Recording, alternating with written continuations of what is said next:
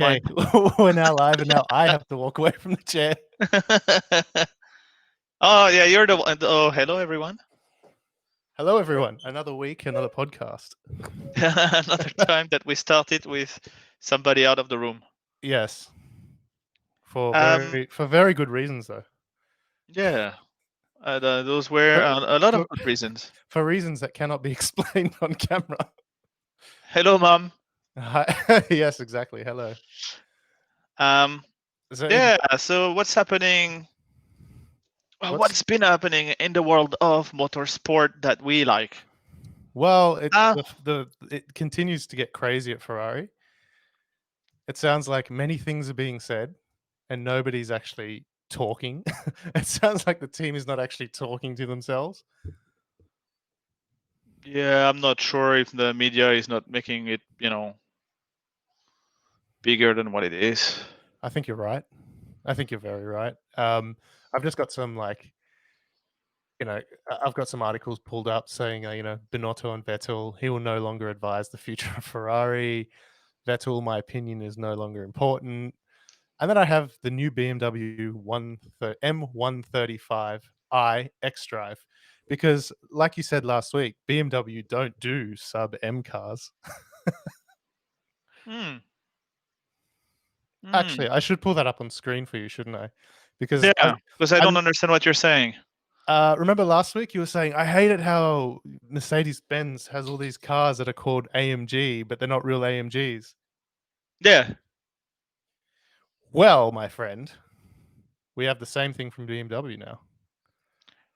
Not exactly. Well, what do you mean not exactly? It is what it is, man. It's an M package, like they don't call it an M car, do they? It is M135i. Yeah, but they've always done that with the class yeah. You have the 1M and then the M1 135, yes. Yeah, they've done it for a few generations. I think the point I was making was that BMW has done this for But a you don't have while. you have an M sports package that you can have, but you don't have an M 300 diesel.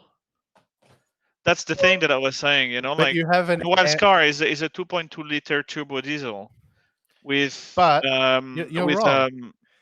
You have an X550M diesel.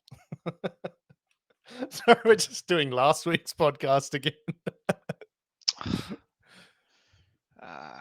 That's all right. I know you're gonna attempt to kick me in the balls. yeah. you know, um, as soon as I get my ass back over there.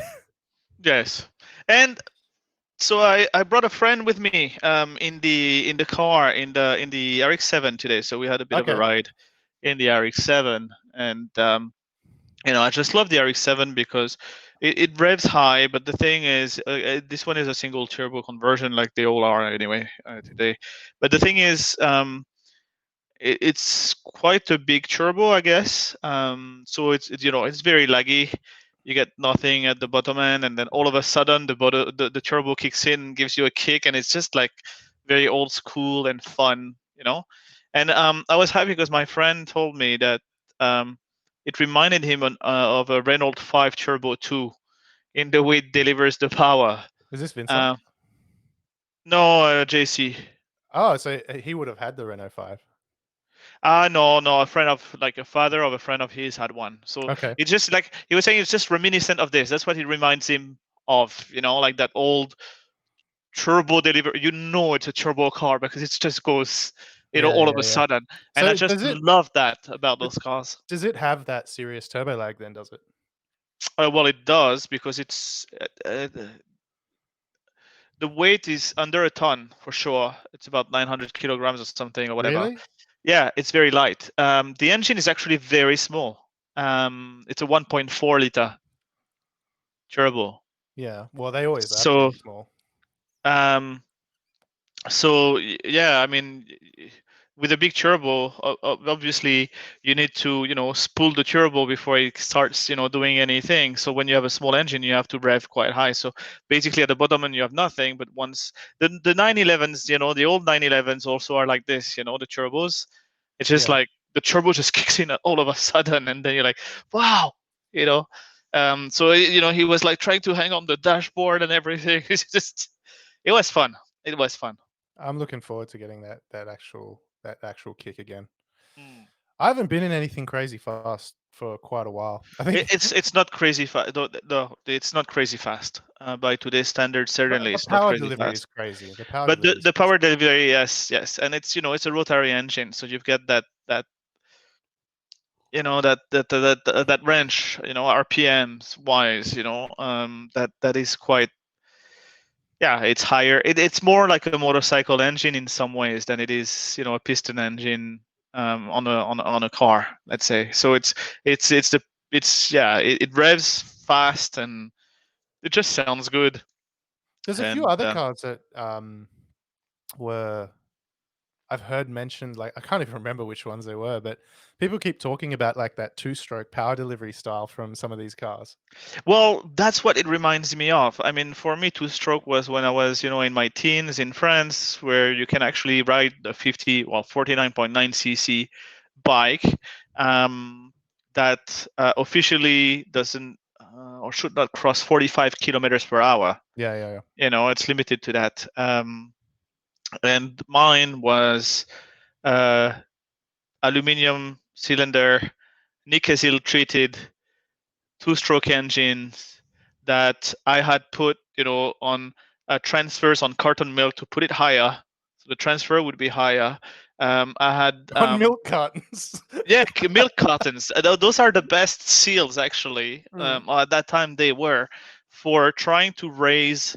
So I had an aluminum plate plus those milk carton. You cut out of the milk carton, you cut your seals basically, and you try to make them, sit a bit higher. Basically, the idea is if your transfer are higher, right, you can get more fuel in, and then you can, by taking the head and sending it, making it smaller, you have then therefore a higher compression ratio, right? So that's the way you used to do it. Yeah. So And the thing blueprint. You is, used to blueprint the engine by sanding it down with sandpaper and using egg cartons as gaskets. yes, exactly. And Oh my god! Talk about grassroots tuning. yeah, well, that's what it was. And then I had a bit of trying to fit bigger carburetors, and trying to fit that in. And then I had something that's called, in French, if I translate literally, is like a lung. So it's something that you can push, that it's going to put more air all of a sudden inside your carburetor to help do Like this. But the power delivery is basically like this with a two-stroke. You've got nothing at the bottom end, and then all of a sudden it just goes, and then when it revs, it revs even higher. So It's just a little bit like a turbo. Talk to me about this lung. Is it something that you control manually or something the car does for you? No. It's just that it fills up with air, and then all of a sudden, then it will just release all Okay, that I air. thought I But thought you were literally like there with it, like a what is it called, a bladder or something. Well, it's basically a bladder. That's what it is, actually. And It's then you would basically, yeah. you would manually squeeze air into it. And let's go. No. What I did after that is that I had adapted a dentist micromotor Okay, to actually push air into, as because like those a things can compressor. rev. As a compressor. Yeah, kind of a electric, supercharger. Yeah. And that worked a little bit. Especially to get those revs up to a certain point, because the two-stroke really reacts like a turbo. Once you get to a certain point in the revs, it then just goes. That's when you get the horsepower. Yeah. And Yeah. it was a lot of fun experimenting with all of this, with with the transmission, and trying to find the right weight to the transmission to make it work. I had an exhaust that was sticking probably about 20 to 30 centimeter behind the bike. A Ninja, I remember, a Ninja exhaust. Why is it so long? I don't know. It was Back cool. let's just say back pressure It was reasons. cool. Yeah, it was Yeah. cool. So yeah, no, it was a lot of fun actually, as I remember it. And so all the obsession was on the transmission, and all the focus was on the transmission and the engine, and of course the brakes were stock, and all the rest was stock. Yeah, Suspension was stock. you don't need you don't need brakes if there's a brick wall. Exactly, that's the most efficient way to stop something. Yeah. So yeah, it was a lot of fun. And so mine was clocked at 120. kph. Yeah, which is Yeah. basically, oh yeah, not miles per hour. I mean, I come was on. gonna say, fuck, that's fast. But that's when you buy them, originally they're limited to 45 k's an hour. So 120 from that thing and it was small wheels actually. Okay. So more like a Vespa type sort of thing. Yeah. And yeah, it was a lot of fun to actually work with those. I think that's what got me really into loving the mechanics of everything. Because nobody helped me Mm. when I took it apart. I actually made drawings of how it was taken apart, because at that time you didn't have your phone with cameras that you could do step by step and blah blah blah, right? So yeah, just did it by hand. Yeah, it reminds me of like back in the day where you used to have to draw a map on a bit of paper. Yeah. And you'd be like, okay, it's this street, and you go down there. But I think my moment for like, I mean, I for a very brief period of time had a race car. It was like an S13 with a 1JZ in it, and I did all like the basic stuff. It came built already, but I did all the basic stuff with it, and that was great. The only thing is, the mechanical parts were interesting to me, but they're also kind of scary because you can really mess that up. I Mm. mean, to redo the timing on a tuned car, I mean, with no tools is just not fun. But the thing that was fun for me was actually all the ECU tuning. So I didn't really do any ECU tuning, but following the wiring harness and working out what's what and finding all the wiring diagrams, that was really interesting to me, to the point where I had like some friends going, "Hey, I'm wiring in this into my car," and blah, blah, "Can you help me out?" So I got to a point where I was actually doing all these like, electronic things for cars, just on weekends for fun. It's like, oh, I'm going to get this, like, someone did a turbo thing in their driveway. Their father helped them because he's a bit of a mechanic, but he was like, yeah, I'm just not good at the electronics. I went, no problem, I'll do it. And I just got, the piggyback ECU in, all the gauges and everything. So to me, that was quite fun. And I think on top of that, once you have a race car or a car that's a project car, what you find is, what you actually find is it demystifies the car, because to most people you see the car as the product, and you never really like most people don't even open up their bonnet throughout the course of ownership ever. Yeah, true. And so and they're confused by a tire going flat as well. But for me, as soon as I was like, I'm ripping panels off cars and pulling things off and installing this, that, you start to go, oh, it's just, you realize cars aren't that special. And when the way they're actually held together is nothing groundbreaking, and things like that. And you just go, I mean, thinking back to a couple of episodes when we were talking about F1 cars, they look like the next evolution of technology as far as transport is concerned, and then you just sort of realize it's pretty rough. It may as well be gaff tape. So it's the same thing even with production cars. It just means they've got a minimum standard that they're not going to fall apart, and then other than that, they're not actually that scary. No, they're not. They're not. And that's the other thing also about, and I heard this week actually from one of the videos on YouTube. I think probably Donut Media again. But the Wankel engine is actually cheap to Yeah, produce. yeah. It's cheaper than a piston engine because it's much simpler. Yeah, it is. It's not as efficient though. That's the only problem, and Yeah, I mean, reliability as well. I think reliability, and I'm saying this at Touchwood and everything, but the thing is, reliability is not so much of a problem once you know what you need to be doing with it. Yeah, So if you look after it, it's fine. yeah, There's been some problems in the early days with reliability, in the later days as well, even with the RX-8. that seems to have to or require an engine change after 100,000 kilometer. Gee, But that's engine out or full no, change? full engine. Full. Fuck. But again, it's a pretty singular. I mean, in its way, like engine. Like the way there's not much that it went into. So the research on it was essentially done by only Mazda. Like if you put the same, if the same research had been put behind the Wankel engine as it has on the turbo diesel, for example, in Europe, it would have been a totally different story. But the thing Especially is, essentially, especially with it's cheaper, and yeah. it is you do have those transfers. You do have, for me, it is so similar to a two-stroke. Yeah, 100% it is. And I think the thing as well, if the research really went deep, I mean, Mazda goes through a lot of their stuff because of like heritage and things like that. But Yeah, I think had a lot of research gone into the Wankel engine, I think there would have been I don't know. It's hard to say, but I'm thinking packaging. I think the engines are much lighter as well as a yeah, whole. they're smaller. Yeah, Yeah, so and when you talk about efficiency, the efficiency on a car engine, I mean, for a car and the way we use cars is probably not the best, but they were talking about the RX, well, the next generation RX, if they still go rotary, as just powering the battery basically, because once you get them at a constant RPM, they actually are. So if you get them at 6 or 7,000 RPM constantly without changing anything, they are actually more efficient than piston engines. Yeah, and they rev higher too. So you might find that if it's done in the context of driving in like a generator, like a motor, inverter, or Exactly. whatever it is, That's what you might people actually have been. might actually find the output is better.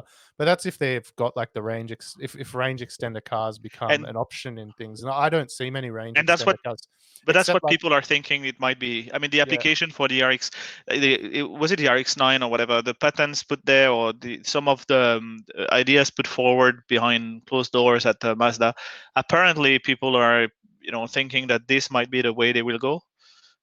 So have a very small rotary engine just for power generation. I mean, yeah. So yeah, let's see. That might be yeah. interesting. Yeah. I mean, I know Geely, who owns the London Taxi Company, and Volvo have released like a van, a work van based off the London Taxi, and that uses a range extender. And I think they get like 400, 450 kilometers total range, not battery only. And that's pretty good, like for, still need fuel, but it is like the engine is only doing one thing. It's not, Yeah. I it's mean, not struggling with moving weight. I know you have range anxiety and things like this, yeah. But when you look at it, really, to go to work and back from work, Mm.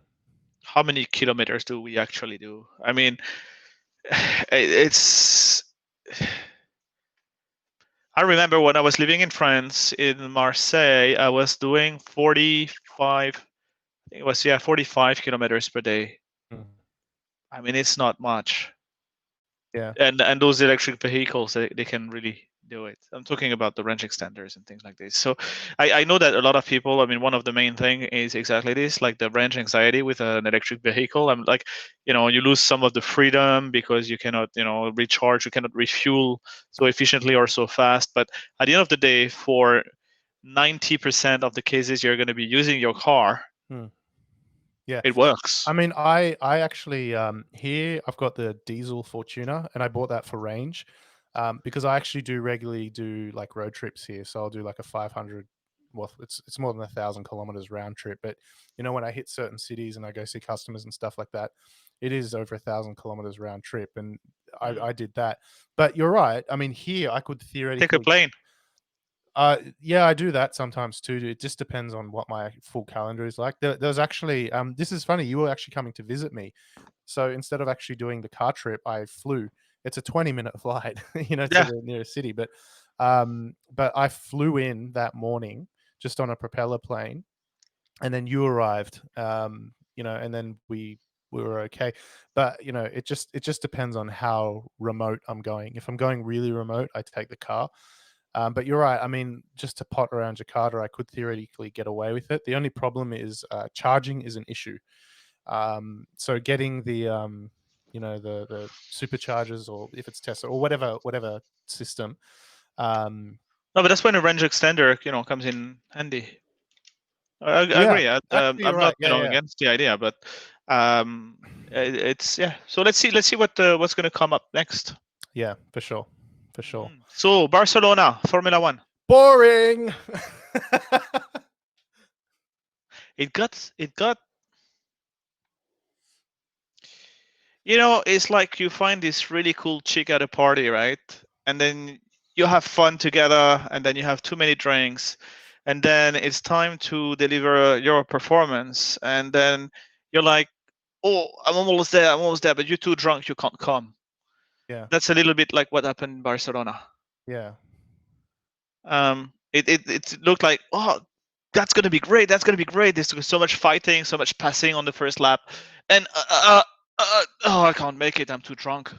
I'm Like, not gonna be able to come was it tonight. this race? Bottas fucked the start. He did not fuck the start, but he did lose, his Two place positions, yeah. to Verstappen, and And he Stroll almost had him for a little bit.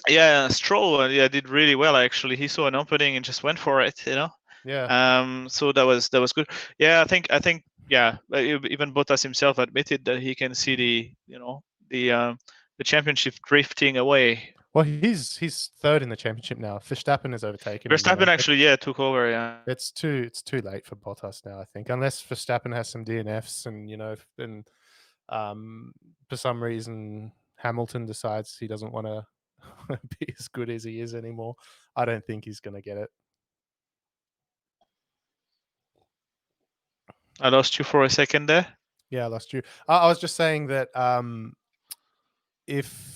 unless Verstappen has some DNFs and Hamilton decides he doesn't want to be as good as he is anymore, which is highly unlikely because he wants that 7th world title to beat Schumacher or match Schumacher. And he's incredible. And the thing, the guy this guy is incredible. I hate him or love him. Either way, the skills are there. I can't fight the skills. I think I'm on the fence about Hamilton. He's started off like when he joined the season, he really annoyed me as a person because he was bitching and moaning, and then it was always about, oh, my girlfriend, and then he just annoyed me, you know what I mean? But I still am a big fan of him. I'm still a big fan of Mercedes team. I think he's a really focused person that's in flow, and he's really got it. And I think he really does deserve everything he gets. I think he really does. He's working hard for it. I think he's being very humble about it as well. Okay, he's flash and but why not? That's his personality also. Let him be him, right? Yeah. But I think about his performance. He's very humble. Like when he's being compared to Schumacher and to his Senna, who is his like a big idol. Yeah.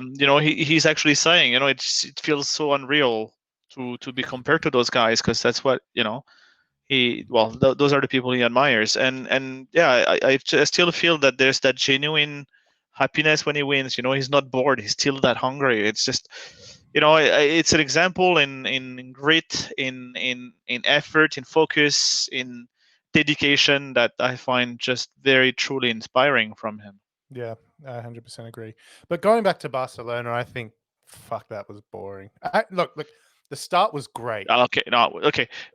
We had some unbelievable races until now. This one was a bit meh. Okay. Remember, the seasons, the 2 previous seasons it was all the time. It was like this. Yeah, right? But see, that's the problem with Barcelona. They test there. They've tested there for fucking 1,000 years. They have so much data. They could run cars on slicks in the snow there if they really wanted to. And I think the problem is, like, I don't know that they should.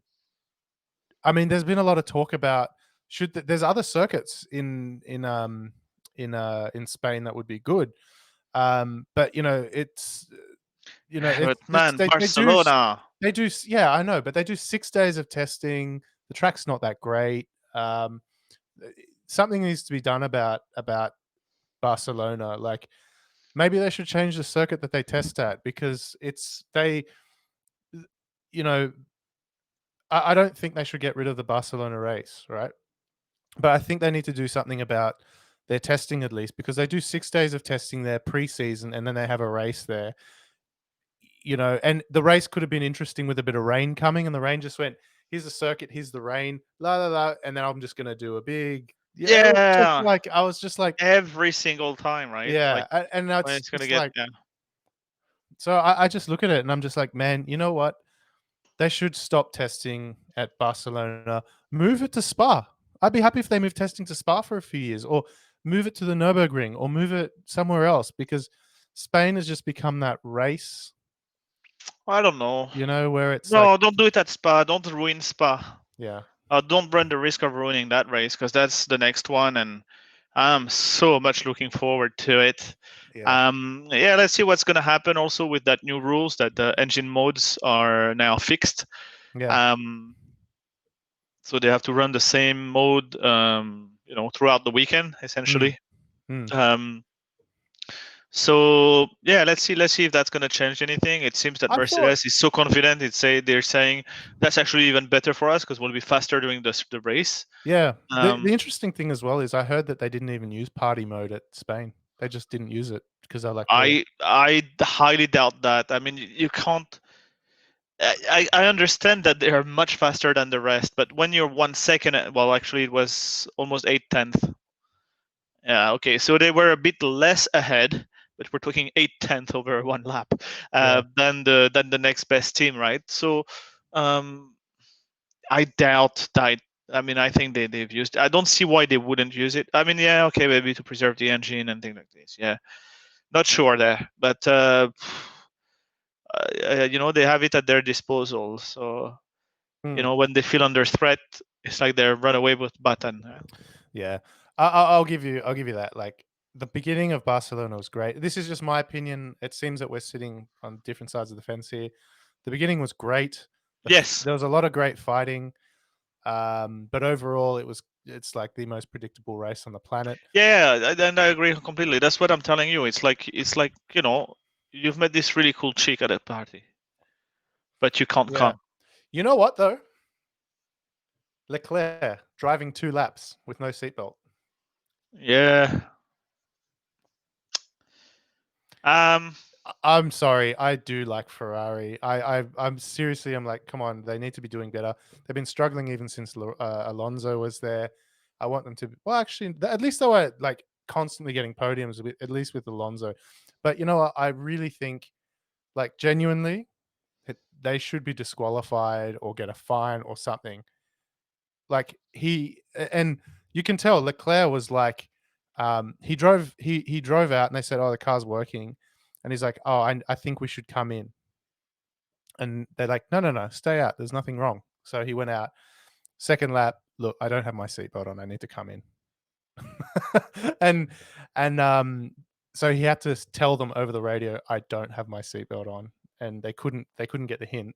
So I look at that and I go, perhaps they could have got away with it, but I think the way Well, the FAA is looking at it is goes, he retired himself from the race. you know, But genuinely, he did 2 laps. It wasn't like I spun, restarted the engine, came in, rebuckled, and went back no, out. I It was he spun did. because the engine stopped.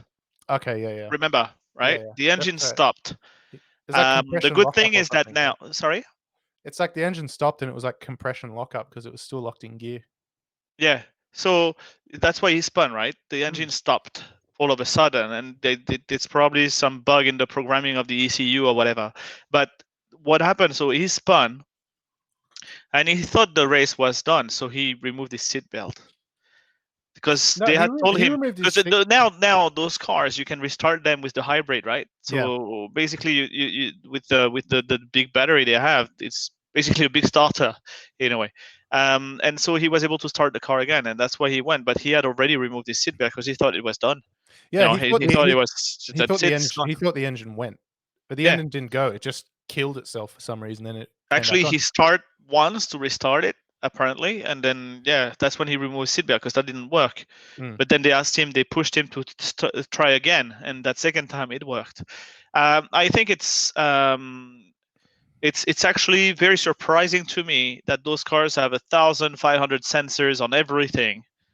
And in my fucking car, if I don't have my seatbelt on, it keeps on whining, right? And they don't even know. Yeah, exactly. It's like My car is better than the Formula One. That's right. And that, to me, that says that Formula One cars are more analog than production cars, aren't they? Yeah. I mean, come But on. We're man, the apex of motorsport yeah. in terms of technology and everything. I mean, They don't have a fucking sensor to know if the seatbelt is yeah, on or off. I can understand it being very mechanical on that side and things, but Nah, but I I do. genuinely, Just kidding. I just genuinely think that it's like maybe they are talking about it, but they haven't even addressed it. The FIA hasn't even addressed it. I go, you had a I think driver. they're taking their time. You know, this is Yeah, the kind of decision. Okay, where are we standing? Where do we? They're looking at the public opinion. They're looking at every other thing. I agree with you. This should not happen. It's just too dangerous.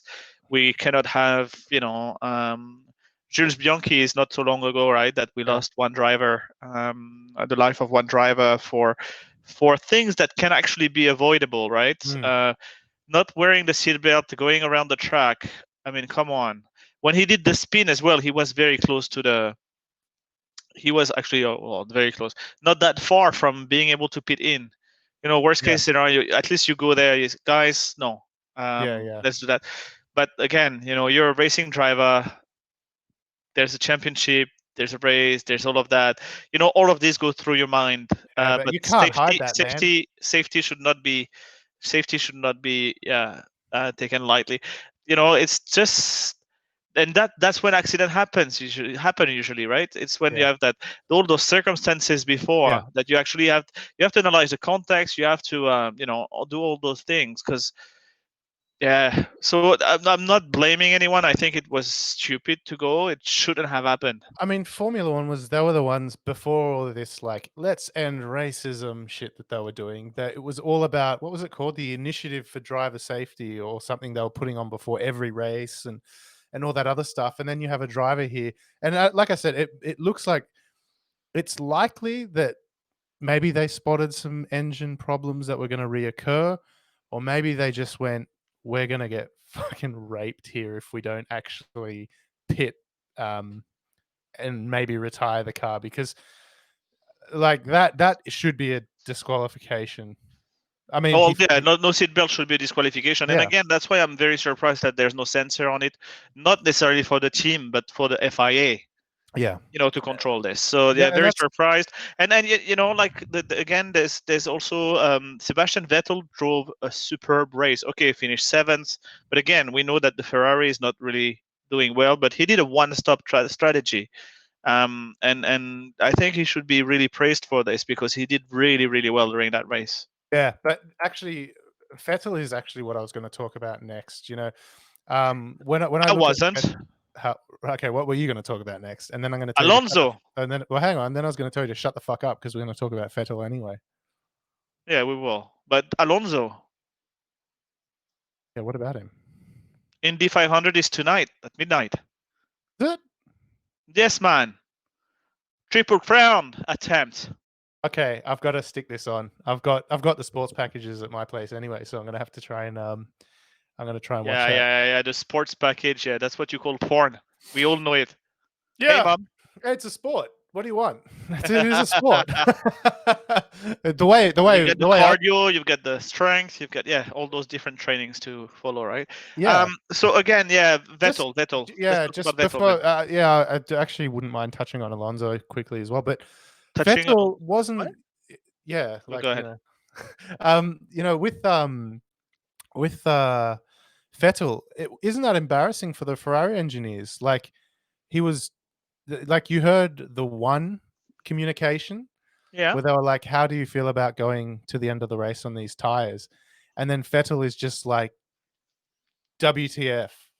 Like, I told you this 7 laps ago, and now you're Yeah. asking me the same thing. Like, Yeah, but the It's thing like there is, was and the other thing, and this is a thing that actually wasn't, because you can actually go online and find the entire yeah, radio conversation yeah, where he actually says, "Okay, what's the pace I need to keep? All right, 122 or whatever it was. All right, here's your job. Tell me what I need to do to hold this position till the end of the race." and that is experience, and that is Yeah, something that Ferrari will lose next year. I yeah, mean, Leclerc is incredible. Don't get me wrong, but as he said himself, he really worked this year on his tire management skills, and he's doing a great job. But they're going to lose that next year, and yeah. and that is a transition to Alonso. Renault going with Alonso, and I know it's not news, like everybody knows this, but now that we've had some time to think about it, wouldn't Vettel be actually a better driver for Renault than Alonso? Yeah. Who else is at like Ricciardo is leaving, but who else is at Renault? Sebastian Ocon. What if it was Alonso and Vettel Is at it Sebastian? No, Esteban Ocon, sorry. yeah, yeah. What Yeah, about, okay, Sebastian Spanish version. because there's been more stuff going back to Vettel. Like I think another thing is like Perez isn't giving up his seat. No, but there's a lot of hints here and there that there's been some discussions. A lot of people think that it's already done with Racing Point. They just need to sign the contract between he and Vettel, between them and Vettel. So yeah, I don't know, because Perez is really a really great driver. I know he's a paying driver, but pay drivers, they're also great, right? And there's talks of Hulkenberg coming back as well. So yeah, let's see what's gonna really happen. But if possible, I would have loved to see Vettel in the Renault myself. Yeah. Because he's a Renault driver in a way, because all his championship winning, wins were with a Renault engine in it. Yeah, exactly. Which, granted, was not as good as what it should have been, and it should have, like the chassis made it up because Red Bull has, Adrian Newey as a cheat card. But still, so I thought this marriage would have been actually quite good. And then Vettel would not have left for. He would have gone to a works team, right? Which I think was more befitting to him. See, that's the thing. I think yeah, I don't know. Like, there's a lot of people that are saying that Vettel shouldn't be going to Aston Martin. Um, but I don't know. Like, I don't know what I think he looks at Racing Point and goes, they got the Mercedes engine deal. They're the most dominant cars on. They're the most dominant cars. The engineers at Racing Point now have experience with basically a 2019 Mercedes car. It's experience they A have. historical car. Yeah, they can grow on it. No, you And heard it's Zach ex- Brown. You heard Zach Brown respond to no, I don't know how to pronounce his name. The team boss, right, at Racing Point, right? Lawrence Stroll. Oh no, that's the owner. No, Yeah, the team boss, the team director. yeah, I can't remember That's his it's name not either. Yeah, anyway. You heard the answer, right? Because the team boss at Racing Point basically attacked or responded to Zach Brown by saying, he doesn't have any idea of what the rules and regulations are in F1. And basically all he knows is historic racing, so let him race his historic cars. And then they were in the, before Barcelona, they were in an interview, and all of them, there was, the two of them, and I think maybe Toto Wolff. Anyway, sitting like this, team boss interviews before the race, and they asked Zach Brown, can you answer that attack from the team boss from Racing Point, right? And he basically said, well, I don't know. Maybe I don't know the rules. Maybe it's very true. What a lot of the things that he said is very true. I'm the team boss, but in the team we have people who are specializing in this, and we've never, the hits back, that's it. And the way he hits back is just so funny, because so no, it was Abid Bull that was with them, okay, in yeah. there.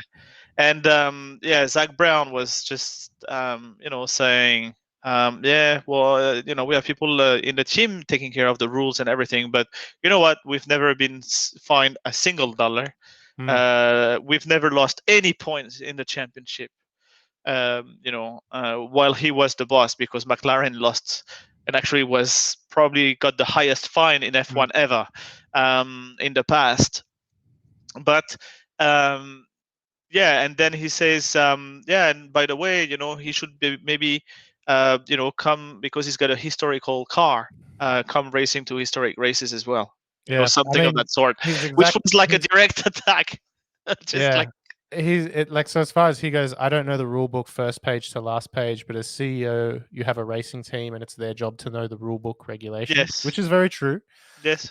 So I think that was a good answer, and for me as well. I mean, I've been in the position in my job at the moment. Otmar. I was thinking about the last name. I've been in the position where I genuinely, here in my job, have gone, I found an opportunity to remove competition through regulations as well.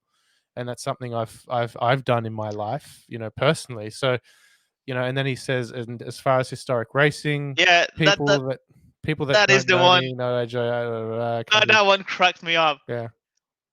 I'd like to come join me, because he's got a historic car that he's currently racing. Yeah. Because it's a copy of the Mercedes, of course. Yeah. And it's just like, wow. And the thing is, Otmar was just looking straight ahead. Yeah. It was just like not even acknowledging anything. And I think he actually hit back also. In the end, he hit back with something else. But I just thought that Zach Brown, that guy is brilliant. That whole team is brilliant in the way they handle social media and things like this. Yeah. No, McLaren. Yeah. I don't know. McLaren did get on my nerves a little bit this season. Why? Reasons I can probably get into off camera. It's one of those topics where it's not internet friendly. What, the controversial? What? It's not controversial. That's the problem. No, your thoughts or your point of view is controversial. That's what I meant. That's what I meant. No, I think they're doing it right. I think they have Norris, who really knows how to do things also and communicate, with the social media platforms, which I think is great. It's going to bring in, more fans. And the lineup with Ricciardo, next year is going to be really awesome to see, the two of them in a team where, McLaren lets them talk, basically, lets them do whatever. Yeah. And Eric Boullier is still at McLaren, isn't he? I don't know, actually. No, he was. Well, he was the team principal, right? At Renault. So he had to. Oh, not at Renault. At McLaren. Yeah. No. Well, that's the funny. Hang on, from Renault to McLaren. Yeah. Yeah, he was the team principal at Lotus F1 at the time. Yeah. And now he's the racing director for McLaren F1 team from 2014 to 2018. Yeah. And that's when. Let me read this. Zach Brown took over everything, no? I don't know if he stayed. No, so he is. In 2019, he joined the French Grand Prix. So he's not at McLaren anymore. He's not at McLaren anymore.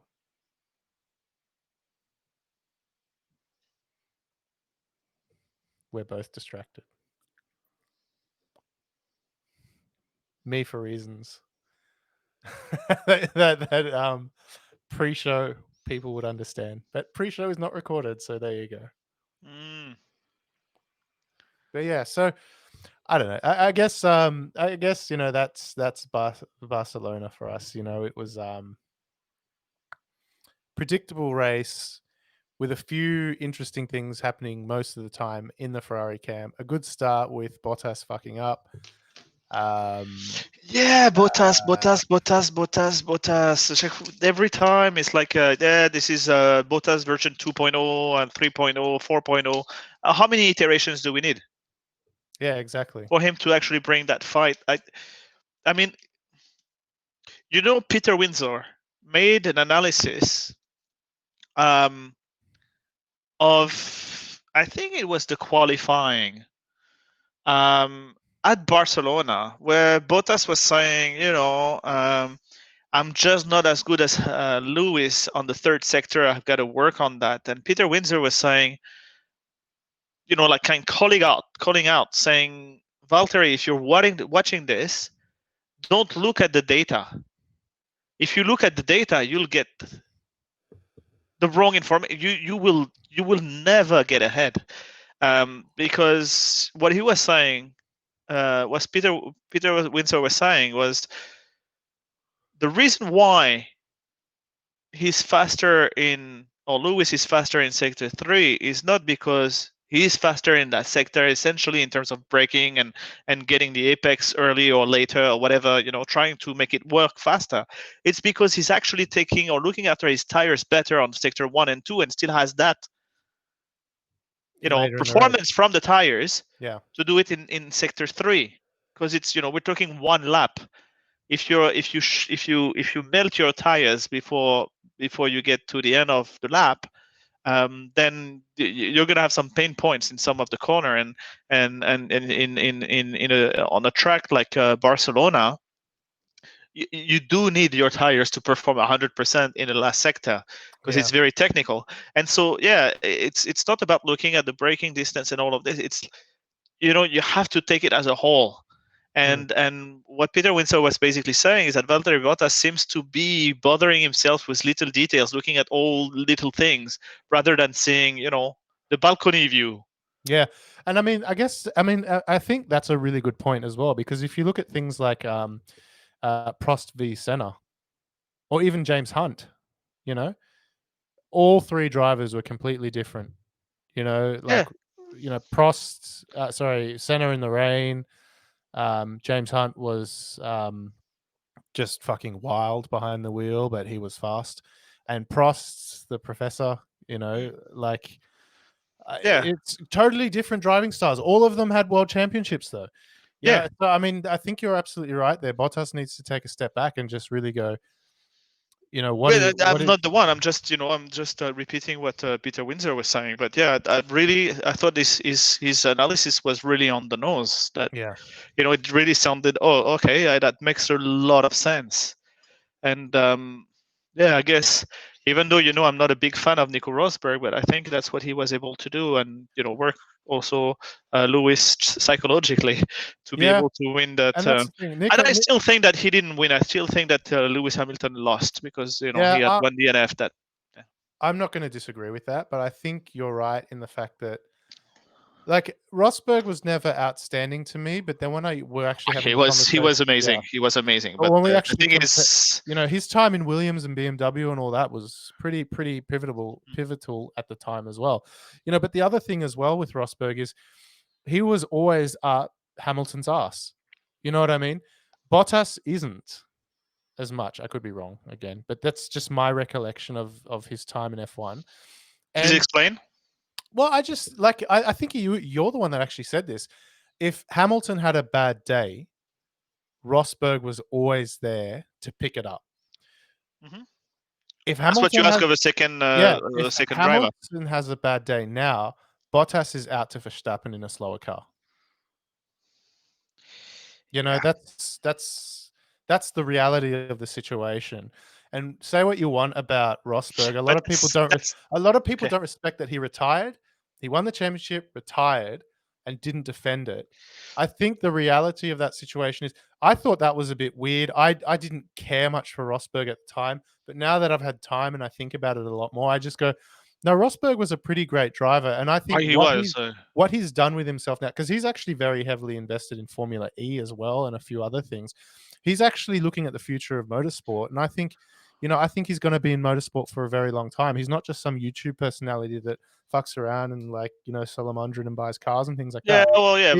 He actually is somebody that is invested. He might not be communicating it the right way. But to your point, I think that in many ways,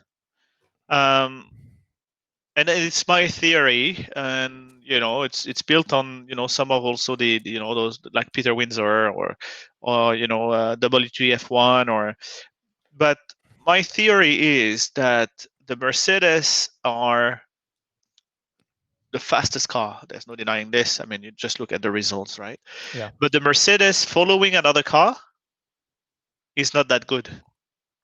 It doesn't do well So with dirty. Yeah, it doesn't do well with dirty air. they're the fastest car when you're ahead, when you're in front. Hmm. So that's where qualifying is so essential, and the start of the race is so essential, and that's where Valtteri has been able to get pole positions over Lewis. Yeah, definitely, and some really good ones as well.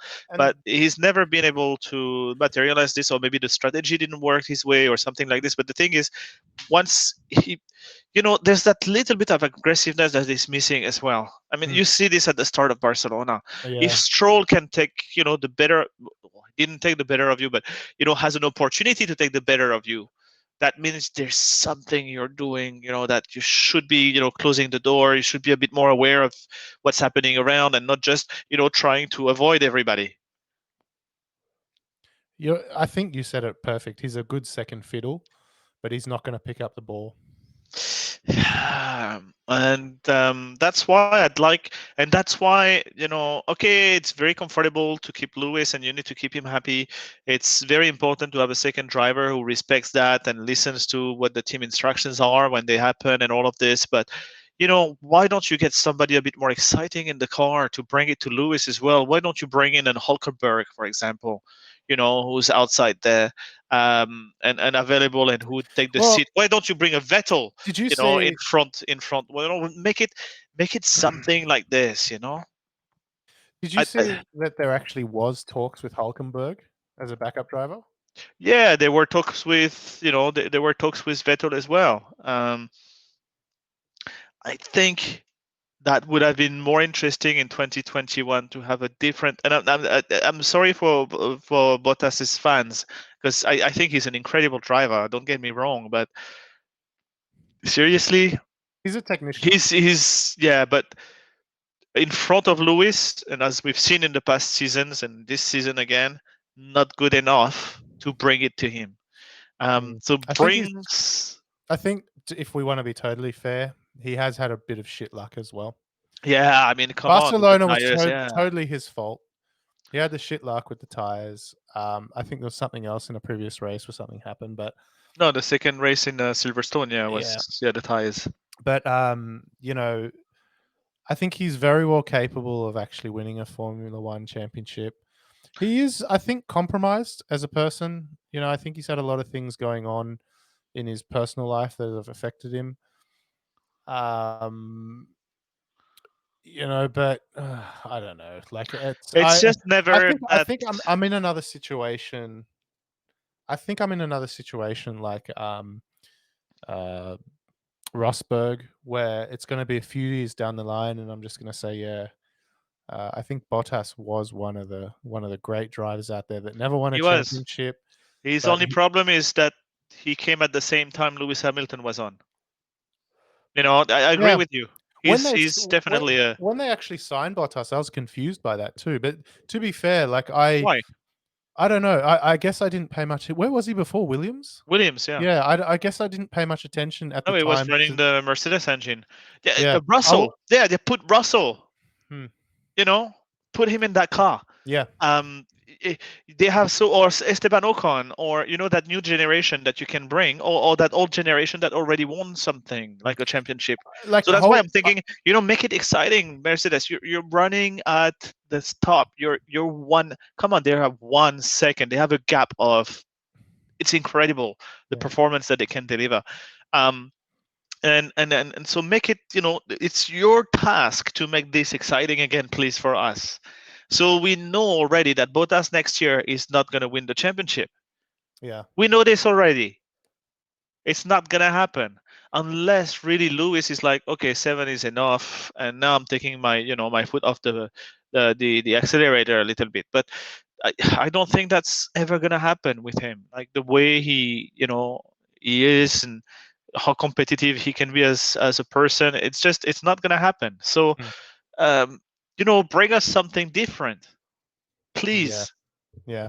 please. I don't know they're going to get rid of Bottas because he is, like we said, he actually is really good as a driver, and it's hard to say He whether is, but like to you get know, him out of the car would be like he'd just be like, why, what for? Like he hasn't done they're all anything wrong. about always talking to us about the entertainment and the entertainment aspect, and it's a spectacle. It's for the we do this for the fans and blah blah blah. Yeah, bring it to us then. You know. Yeah, I think and see that's the other thing as well. I think you might see a change. I don't know. I think next year, I think for the next at least 3 years, you're going to see a dominant Mercedes. But I think what's going to end up happening is after this run of engine, this engine rule at the moment, I think you might even see Toto Wolff disappearing as well. Well, that's what he's hinting at. Mm. That's the big talk, right? At Barcelona, he was saying, yeah, it takes a real toll on the personal life. His wife is actually running on another racing team. Oh, really? Yeah, in GP3 or GP2. Oh, that's Yeah, I'm right. not sure. He's married to Susie Wolf. I forgot about that. Yeah. So, um, you know, yeah, he's being, like, he's got option. I mean, the guy is he's loaded anyway. He's got only, he's in a good position, let's say, at his stage in his life, so he Mm. can decide what he wants to do next. But Yeah, I think he's gonna. He'll never disappear from some sort of motorsport. I think it is his passion. well, he's gonna keep those. He invested. Actually, it's not very clear because Williams. Okay, that's the other subject as well. All right, Williams got acquired by an American Films. Yeah. Yeah, but like that's the thing. Fuck, isn't Claire Williams a bit of since Claire Williams showed up? Wasn't she? I watched a documentary on Williams, not the Netflix one, just the It's- YouTube one. And there's just been a series of of unfortunate decisions over and over again from Williams that have just led them to be this back runner team. And hopefully something happens with this investment firm. But Williams are a big company in terms of other things like technology and whatever else. Yeah, they have But some excellent patents. They have a lot of things. It's very difficult, I would say.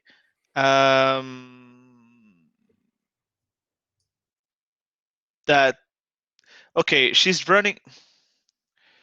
uh, I don't know how much is her fault. Um, you know, I, it is I a think smaller team. I They think don't have the same means as other teams. They do have the best engine on the grid. You know, mm, they've made some mistakes or that kind of can feel unforgivable, like not being able last year to be there on the first day of testing in Barcelona. On the second day, still they're not there. Just cutting the test by half, basically. That what they could do, but they're still probably the only team on the grid that is really running it as a family business. yeah. So that's why maybe that investment will change that a little bit, because family business is great, and don't get me wrong, it's some of the most powerful businesses in the world anyway are family-run businesses, right? But I would say that maybe that's what's lacking, because everybody else is operating differently and everybody else is faster.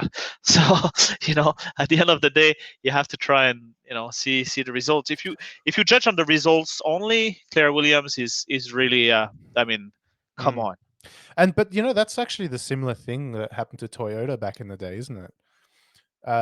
Toyota was very corporate in the way that they approached it, and they took the Japanese route. And I don't mean that in any disrespectful way, just the long decision making processes um, really, really, didn't help because the world of Yeah, F1, you have it's like within hours you need a solution for something, yeah. and things need to move very quickly, and they just didn't have that at the time, and they even had some really good team principles.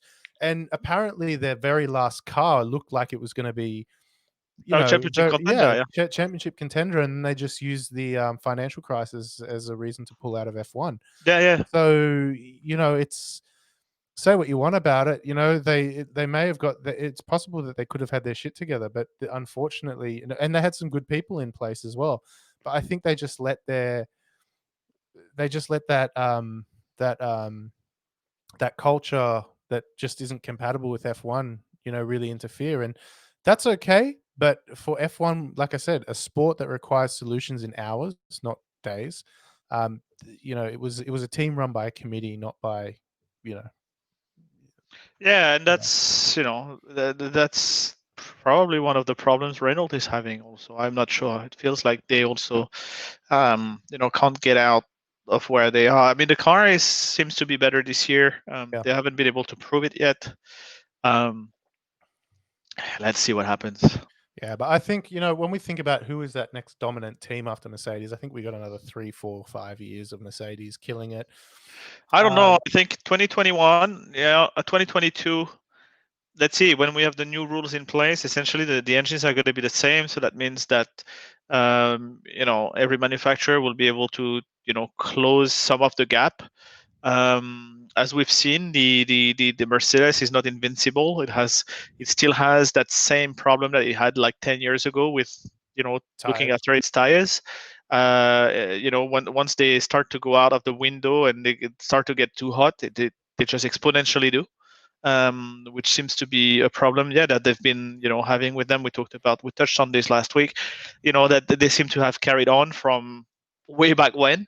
But yeah, so let's see. There's a lot of unknown. It's going to be a totally different philosophy of aero, with the ground effect coming back, Yeah, to that's going to be hopefully interesting. make the racing a bit closer as well. So there's going to be less dirty air. Mm. I mean, that's the goal anyway. So let's see. The teams will want dirty air anyway, so they will still try to make dirty air for the people behind, of course. Yeah. Because we have to remember, they all complain about the dirty air because they're behind, but when you're at the front, you don't complain about the dirty air, right? No, So, you don't. and that's why probably coming back to this, the Mercedes are actually apparently not as good at the back of other cars as they are when they're at the front. Well, that's the thing that shows that the Red Bull back in the Renault days was so strong with Vettel.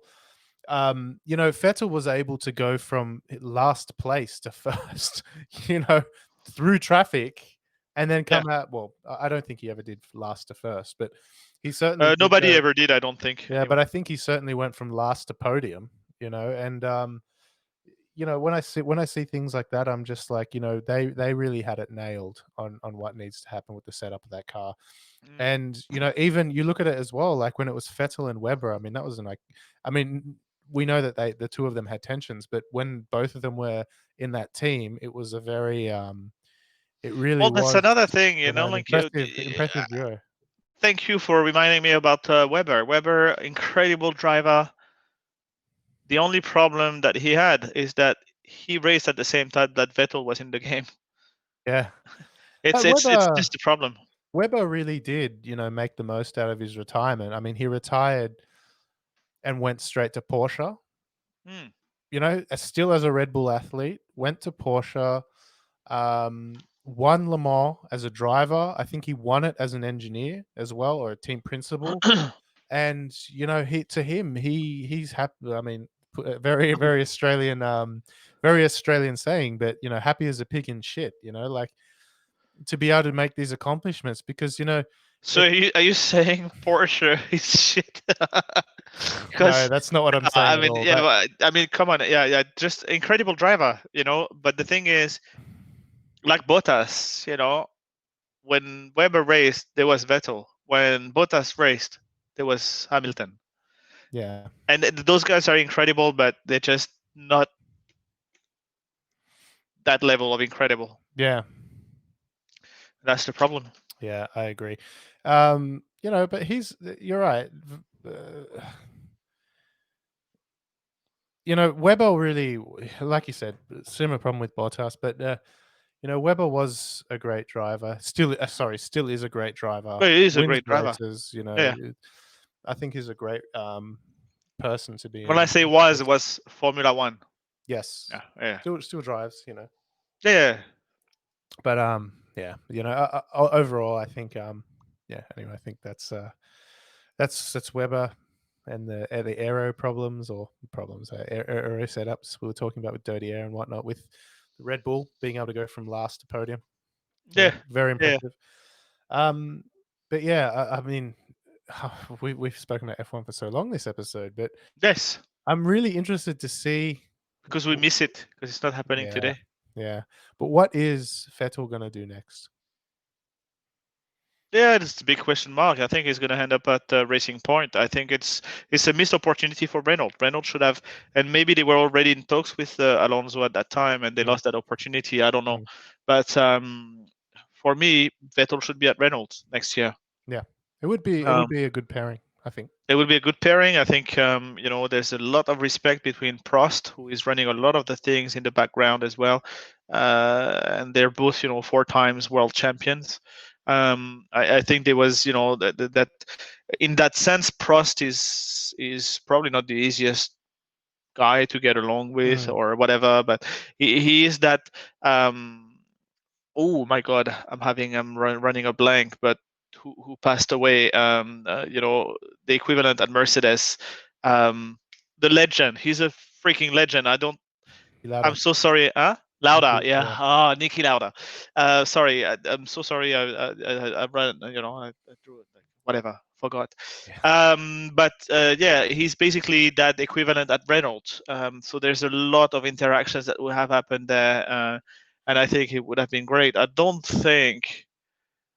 And again, I'm just running off. I don't know the guys personally or anything, obviously, but I don't think that bringing Alonso in will necessarily bring a good ambience in the team. But people just like Alonso. That's the only reason why he's coming back, and they think they're going to get some PR out of it. I think genuinely that's what the deal. Yeah, I think it would have been better with Vettel. Yeah, and you never know. Ocon, they might do something with him, push him to third or something. No, because Ocon is you know Ocon's manager, right? Well, it's Toto Wolff, yeah. Yeah, it is. Yeah. So, Toto Wolff manages Ocon because he saw something in him. Yeah. So he's give him the right seat on the grid, and he'll make something of it. Yes, right now he's behind Ricciardo on qualifying. But you got to give it to him. It's only 4 races in. He was not racing last year, so give him a bit of time. And then when you look at the race performance, he's really doing well. So yeah, let's see what's going to happen there as well. What have we got coming up? Spa. Yeah, but I think they added some more races. Spa next week. Spa. Yeah, and Nürburgring. I don't care about the other races. I don't care about the other races. I care about Spa. It's next week. And I can't wait. I just love that race. Spa is the race. Well, at least for us, in the Formula 1 calendar. I just love that race, yeah. I mean, I love Monaco as well. But yeah, Monaco, I understand, is a procession and everything, but I just love the how close they get to the wall in that race. And I love the fact that basically you've got 2 races in one, because qualifying is so important. So I just love that about that race. That's interesting. They're actually advertising their esports events on the thing as well. Pro Series esports. Yeah, cool. Which is cool. It's good to see that. It's coming. We've got a chance. Old farts like us have a chance if we get good at this. It's not about weight limits anymore or height limits. I'm like, I can get behind the seat of a car and actually drive it. Yeah, your micro penis doesn't matter anymore. Exactly. Oh man, but no, I think Spa's going to be great. Yeah, it's going to be fun. I think I'm interested to see what happens with the weather. Yeah, I mean, hopefully we get some rain at some stage. It's best. 2 things. I don't want it sunny, dry race. I don't want it a wet race either. I want something in between. That's when it gets fucking interesting. When it's greasy. Yeah. So you start dry, and then it rains, and then it stops raining, and it gets back to dry. Something like this. Where it just totally fucks with the strategies. Yeah, like this. Okay, guys, you've got to be dynamic. You've got to, this is when the outliers can actually get in, and make a crazy strategy happen. Like the Haas might be in the front and get a podium. Wouldn't With that be Magnussen. amazing? That would be fun. That Like would the be fun. Williams could be in the top 10. Yeah. Russell, running that strategy, something, a bit, cocky, but still working, and then they could be in the front, and that would be really fun to see this. Yeah, I agree. I think it'll be really fun. No, that's really So cool, man. yeah, if the weather is like this, well, Bernie Ecclestone did say that we to make racing more interesting, we should consider having those automatic, like The hoses to sprays. put Yeah, yeah yeah, yeah, spray. yeah. But then, yeah, true. But then you could also. Yeah, but you make it unpredictable. Okay, yeah. You If make it it's you make it like voted by the public or something like this. Make it yeah, exciting, I was actually like Formula E, actually do the voting and things like that. I thought that would be Yeah. really cool because then it's like they don't know, but they have to have a strategy So ready. yeah, you do something like this, but yeah, you have to be like reactive. You don't know when it's gonna happen. You don't know how long it will happen, and make it like this. It would be real fun. And actually, like the first time I heard about this idea, I was like, what the fuck? Seriously, what is the guy saying? He's senile. Get him out of F1. Thank you for all that you did, but get the fuck out. But it really does And raise the question now I'm for. like, okay, It really why does not? raise a question for like what is gonna the relevance of F1 gonna be? Will Formula E take over? Probably not. You know, I think you're still gonna always have a top tier of racing, and it's always gonna be called Uh, F1. But will it but will. I think it will. I think, in my view, it will. But I think what we're gonna see at that time is gonna be a merger between the two. yeah, probably. Um, The great thing oh, with Formula E is that you can do, city racing, and city racing is, I mean, again, that's why I love Monaco. City racing is just unbelievable. I do love that. I was actually really disappointed by this whole COVID stuff because in June we were supposed to have a Formula E race in Jakarta. So it's like the first big metropolitan race here we would have had, and I would have loved to have a motorsport race in the middle of the city, but it obviously because of all this everything's been cancelled. So there's no race happening. But I think you're right. I think it might be a merger. But the other thing as well is it's sort of like what is the dominant technology going to be? Is it going to be pure electric? Is it going to be? Well, essentially, it's going to be electric at some stage.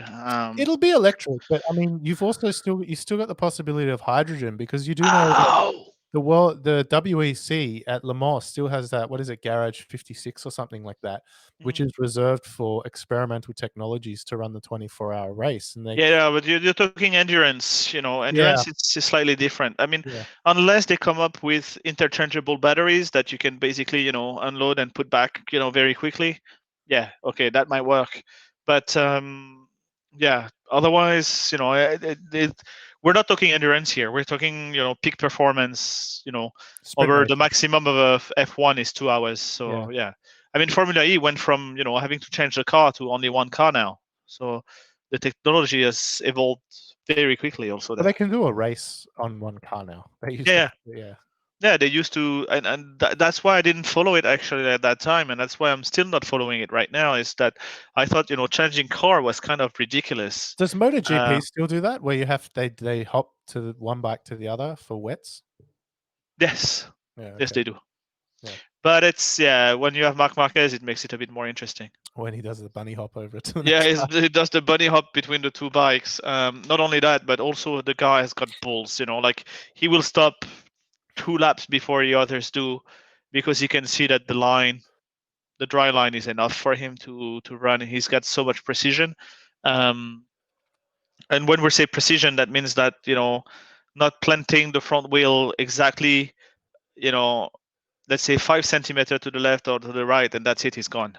Yeah. He's got that precision. So yeah, actually, there's the MotoGP right now.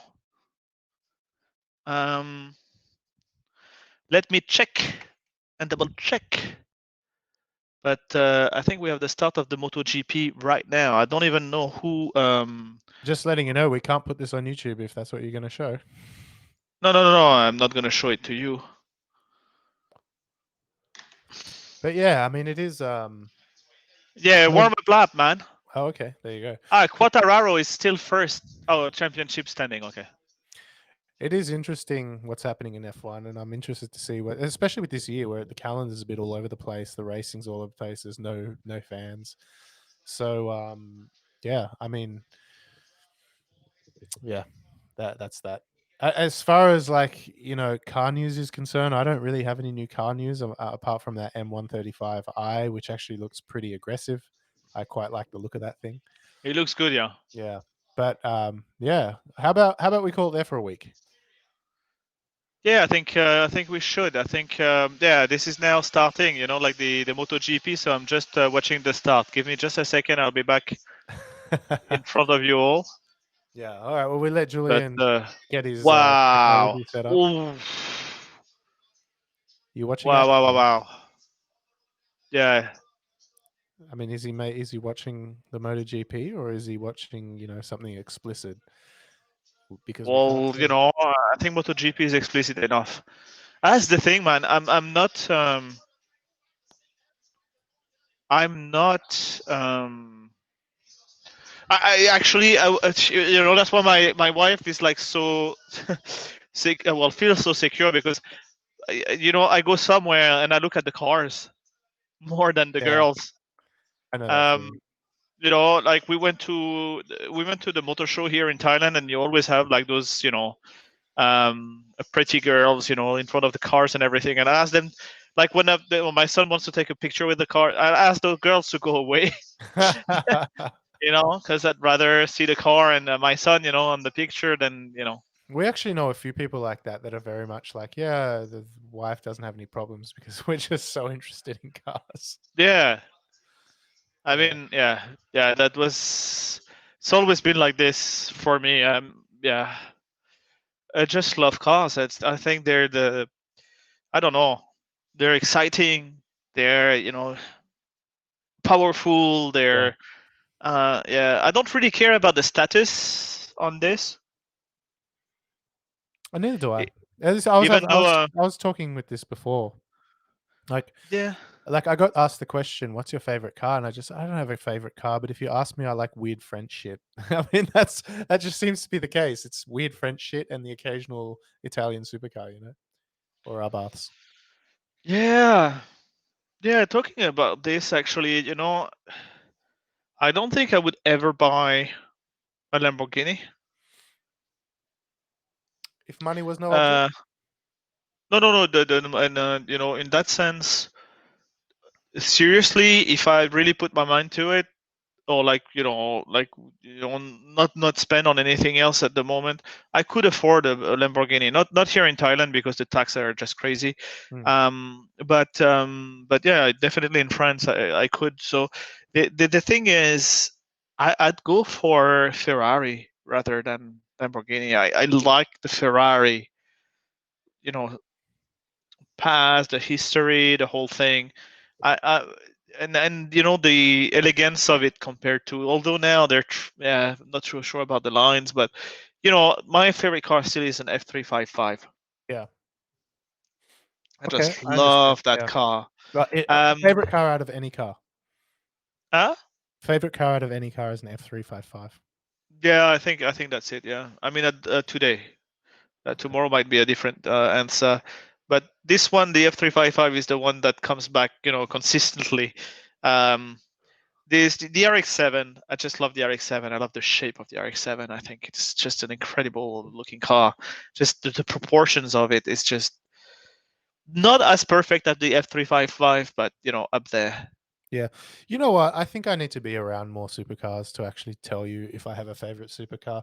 I mean, my favorite supercars, I mean, if I want to talk about them, are so rare that I could never afford them or see Yeah, them. but this is okay. This is the inaccessible, you know, thing. I'm talking about something we can access. I mean, for me, there are a few cars. So I've got one. That's the RX-7. There's the F355 that I'm seriously considering buying. Um, in France. Are we going to go Because halves in that or what?